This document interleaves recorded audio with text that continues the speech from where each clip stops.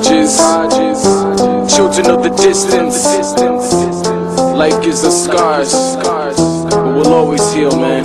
Hey yo, my scars aren't showing in these bars of emotion, but I've come to realize that this is part of growing. Dealing with the regrets will never come easy. I've done wrong, but those mistakes will always teach me to keep my head straight and find the best way to keep living good while I release the dead weight that brings me down, drowning in sorrow. Every day's a blessing, so I'm counting tomorrows, cause the next day can bring the answer.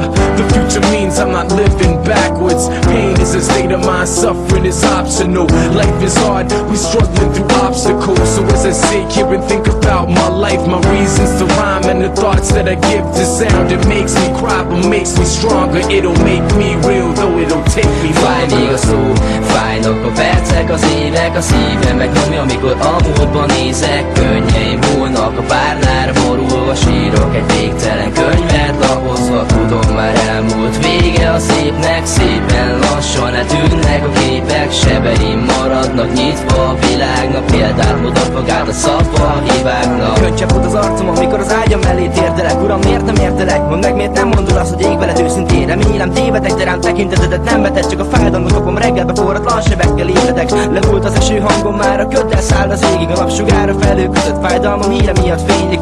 Nem vágyom a jóra, nem vágyok dicsőítő szóra, soha nem kértem semmit az égtől. Még nem jött el az az óra, csak egy csalódott srác vagyok, ki a semmi közepéről érkezek, kinek fáj a szíven tupik, mikor azt ordítják, hogy ég veled. Vérzik a szívem, mikor a fájó múltra gondolok. Igazad volt, de tudtad egyszer majd a gonosz felé fordulok, néha tested megremegett, de én mindig megfogtam kezedet, két szemedben nézem magamat, láttam ki a rosszról megfeledkezett. Elmúltak a fájó rossz idők, de a hegek megmaradtak, maradnak is, még a föld alá. Fáj még a szó, fájnak a percek, az évek, a szívem megnyomja, amikor a múltba nézek. Könnyeim múlnak, a párnára borulva sírok, egy végtelen könyvet lapozva, tudom már elmúlt. Vége a szépnek, szépen lassan eltűnnek a képek, sebeim maradnak nyitva a világnak, példát mutat magát a szappa a hibáknak. Lassan elteltek az évek és most bevillannak képek.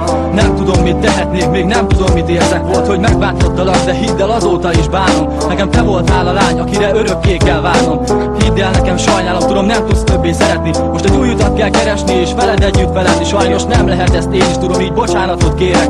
És bánni fogok minden sor, ameddig csak élek. Mert fontos voltál nekem, érzem, talán több, mint barát. És így próbálom most megdönteni szíved erős falát, csak hogy megbocsássos végre én is megnyugodjak egyszer. Mert nem volt be a seb, de talán enyhíthetem ezzel. Mert bár nem beszélünk róla, de megtörtént, mi tudjuk. Csak két ismerős vagyunk, kiknek volt még közös módjuk. De vajon lesz-e jövőnk?